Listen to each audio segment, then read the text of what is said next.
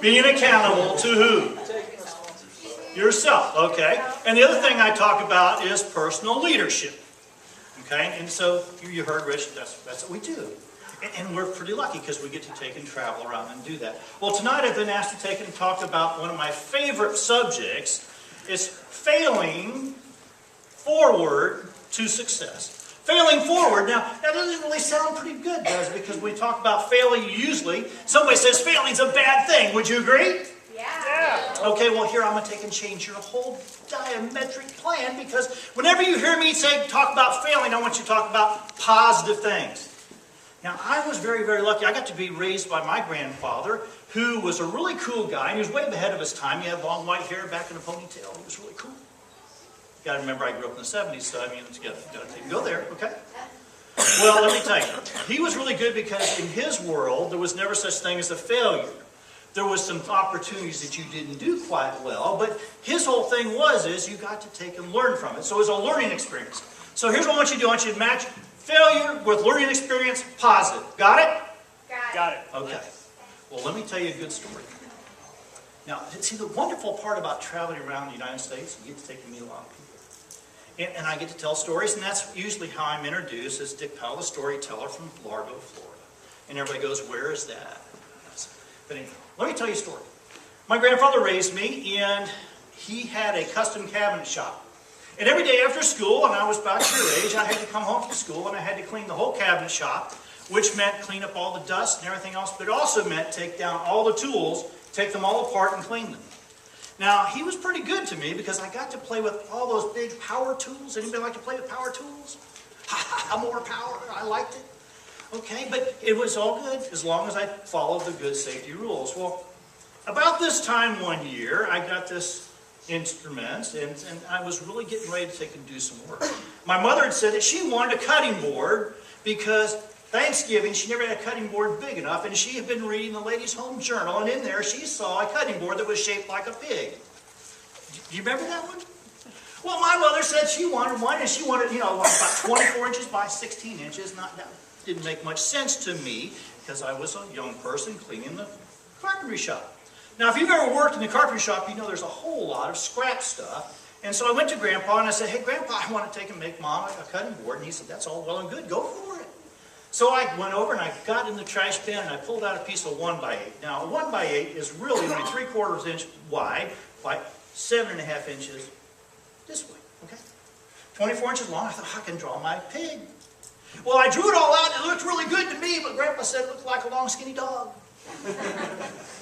Well, he said, you got it all drawn out, take and go over to the bandsaw and go to work. So, man, I went over to the bandsaw and I just cranked that thing up and and the faster I went, the more jagged the edges got. And I was coming around that last corner, and guess what happened? I cut a leg off. That was a 3-legged dog, supposed to be a pig. But anyhow, so I got it all cut out and took it over to Grandpa. I said, Grandpa, what do you think? He said, well, it's not bad for your first time, but how about we go over to the drawing board and we learn something? I thought, anybody ever say, we're going to go learn something, you got to do it over? Yeah, I just... So anyhow, we go back to the cutting board. My grandfather drew all his plans for his custom cabinets on butcher paper. Now, you probably all know what butcher paper is, but back in the old days, you went to the meat counter and the butcher cut what you wanted. He put it in the white butcher paper, wrapped it up, and gave it to you and took it home. So we took out the butcher paper, and he drew a pig, and I drew a pig, and we drew a pig together, and we finally came up with a workable plan. Now, the workable plan now was 18, wide, 24. This is what I want. What I realized is we didn't have any wood that was 16 inches wide, so we're going to have to take and glue something together. I have to learn something new again. So I went to joiner planer, ran them off twice. We took and butted them together. We put the glue in there, put the big clamps on them, and then it was all good, but I had to wait 24 hours. Now, when you're about 8 or 9 years old, let me tell you something, 24 hours is a long time, isn't it? A long time. So next day, sure enough, we got it, we took the clamps off, and here's this big board. It's 16 inches wide, it's 24 inches long, and this is all ready to go. Transferred the copy from the paper over to the wood, following the grain, because if you follow the grain, it makes it cut easier. What an idea. I never thought of that. Well, went over to the bandsaw, and Grandpa said, "No, no. Before you go to the bandsaw," I said, "You know, you didn't do real good last time because you were trying to push the wood too fast, and so you were trying to make the saw cut instead of going slow and let the saw cut by itself. So here's some wood, practice on." So I practiced, and I practiced, and I practiced until finally he said, "That looks pretty good," and I cut out that pig. Now we got it all cut out, and it looked really good. I was really proud of it. But he said, "You know, it's so wide, it's got a seam down the middle. If we pick up a big turkey at Thanksgiving, that thing might fall apart." So we had to put some runners on the back. And when we got done with this, I'm going to tell you, my mom still uses this every Thanksgiving. So, you know, it's still around after about 40 years. So it's still there. And that's my pride and joy. Now, after 40 years, the ears broke off of it. You know, my son used to chew on the snout, so it's kind of got some teeth marks on it. Okay, so... But here's what I want you to take. Remember, and this is what the real point of the thing is, and what Grandpa taught me was, anybody can be a carpenter. And he told me this 100 times, he said, anybody can be a carpenter. And I said, I want to be a carpenter. He said, well, anybody can be a carpenter. But he said, to be a good carpenter, to be a great carpenter, you have to know how to fix your own mistakes. Fix your own mistakes? He's a custom cabinet maker. He makes mistakes. He has to fix mistakes? I couldn't believe it. What a new thought process that was for me that night to learn my grandfather made mistakes. And that really set the tone for me as my starting and learning about leadership and passing my life. And this whole thing about failing forward. Now, how many of you know who Thomas Edison is? You know, the other day I was getting ready. Rich asked me to take him come up and do this. And I found this really cool story about Thomas Edison. And you know what it is? And it's good, so I'm going to read it to you. It's good. Thomas Edison's teachers said this: "You're too stupid to learn." Anybody tell you that? He told me. I was that kid that told him it wasn't that sharp, wasn't that sharp enough drive from the drawer, so you better take and find a job, work with your hands. Okay? They said here his first 2 jobs he got fired for not being productive. Fired. Thomas Edison, famous inventor, fired, not being productive. Doesn't make sense? Didn't make sense to me. Took him 1,000 tries to get the light bulb to work. 1,000 tries. And here's what happened was a smart alecky reporter came up to Mr. Edison and said, "Mr. Edison, how did it feel to take and fail 1,000 times?" And of course, Mr. Edison, he was very cruel. He said, "Hey, I didn't fail 1,000 times. It just took me 1,000 steps to perfect." Okay? Failure. No, it's a positive thing. It's a good thing. If you learn from your mistakes and you keep on going, it really is a positive thing. One of the things that we really talk about a lot is believing in yourself and going farther the next time. Believing in yourself. The things you can do and the things you're responsible for. I know that in your shoes right now, when I tell you that to believe in yourself, that's easier said than done.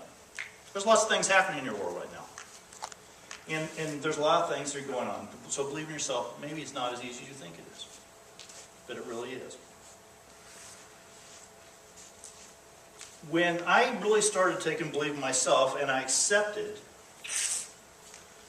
the gifts God gave me, was not an easy time because I kept running from Him. You see, my gift was to take and speak in front of people.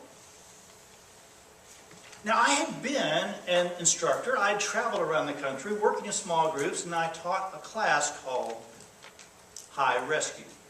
Now, High Rescue is everything up over 100 feet off the ground, and so that's where my classroom was, and I was very comfortable there. Very comfortable. Because when I worked with those people up off the ground, that's where I really, and I still love being up there. But when I was called to do this, when the good Lord's finally kind of kicked me in the hind and said, "This is your job, dude. This is your job. You're supposed to go out and teach personal accountability and personal leadership. This is your job. Go do it." I have to tell you, it really wasn't all that easy. I had to believe in myself first, didn't I? And I also had to take and do a lot of practicing. Here's what I want to take and tell you. You need to take and focus on the strengths and skills that you've been given. Now, each one of us have given gifts from God. Guarantee it. Each one of you have it. And here's the deal. It's our job to take and find out what it is and put it to use. Now, I was one of those slow learners. It took me until I was about 40-something. And I know that's really old to you all out there, but you know, it's really not that old now that I'm way up there, so it's okay. Believe it in yourself. Okay? Here's another point. Today matters because yesterday's gone. Okay? Today matters because yesterday's gone. You can't change what happened yesterday.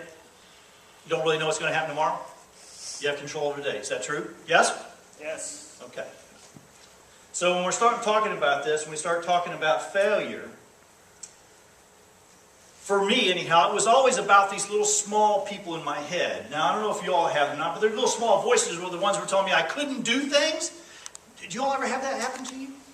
Anybody in your world say, I can't do that, you shouldn't do that, you couldn't do that, you're not good enough to do that, you don't know enough to do that, no one's going to take and accept you to do that? It's just me, I'm the only one? Oh, I got a hand down here, finally, yay! Well, because I work a lot with business people like Rich, we turn this into the board of directors. Now, board of directors are really cool people. They take and run the businesses. And they're the ones who take and do this. They take and make all the rules of what people can and can't do. So if people are those little people are talking to you and you call them your board of directors, fire them. Fire every one of them and find some new ones. Find the ones who are going to take and support you and say, yes, you can. And you know what? It'll take and change the way you talk about it. Because here's, when you're walking with Jesus, I'm going to tell you what, it's all about yes, you can. When you're using the gifts that he gives you, it's all about yes, you can. Now, he didn't promise it was going to be easy. I guarantee it won't be easy, and I guarantee it won't be fun sometimes. But yes, you can. You know,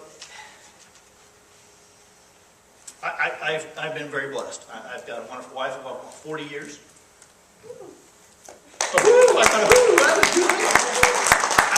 We raised two wonderful children. They're in their mid-30s now, and I have a daughter getting ready to have a baby in June. Go, yay! Finally, Grandpa. Finally. I don't know. Anyhow, it all comes down to these things, doesn't it? Rich and I teach a lot with John Maxwell. John Maxwell has a book called 21 Irrefutable Laws of Leadership. And in there, the first law is the law of the lid. So everybody hold up their right hand like so.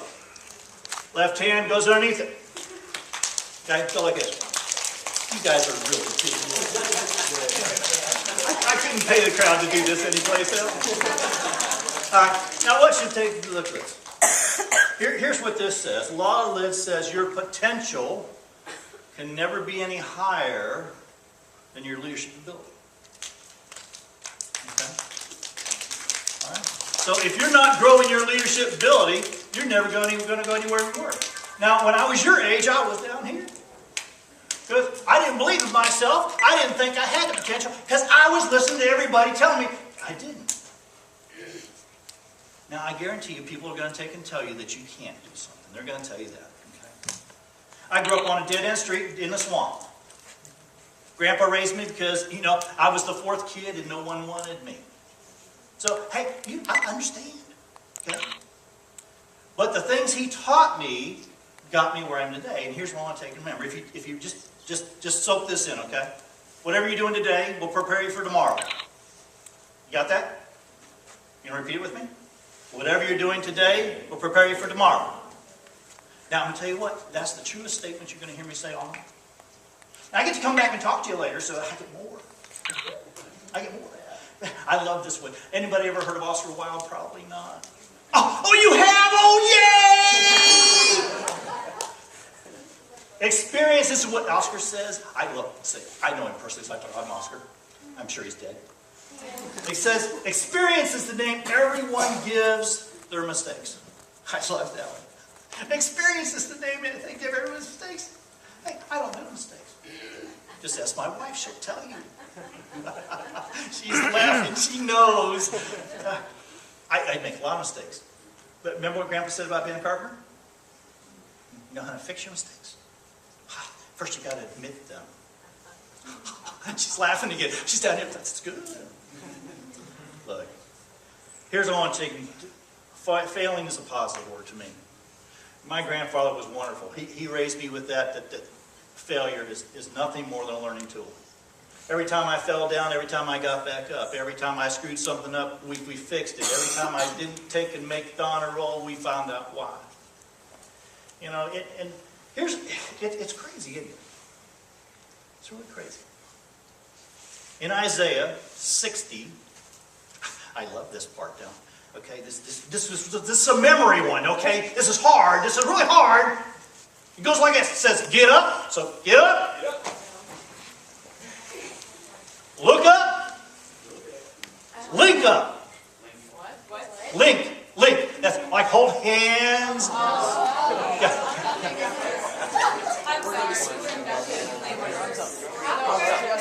I'm sorry. So y'all got that right now? It's get up, look up, link up. And if you remember nothing else that Mr. Powell said today, remember that, because that is what we're called to take and do. You sit down now. That's really what we're called to do. And you know, I love that one, because if you ever read any of my stuff I send out, and I know Rich gets them all the time, on the bottom of almost everything I send out has those three little statements. And if you've ever come and hear me preach, which you haven't, but you might, I guess what I start off every sermon with. I make people get up and look up and link up. And yeah, they do the same thing you do. They laugh and they giggle and they think it's really funny. But it's the truth. Okay? Because when we get up and we look up and thank God for who we are and where we are, and then we link up, people can help us, there's no such thing as failing. You can't fail. There's no way. You got a good guy on your side. You got the master right there with you. He's here tonight. Guarantee you. Ladies and gentlemen, I'm going to tell you what, I've had a lot of fun. So thank you very much. Thank you.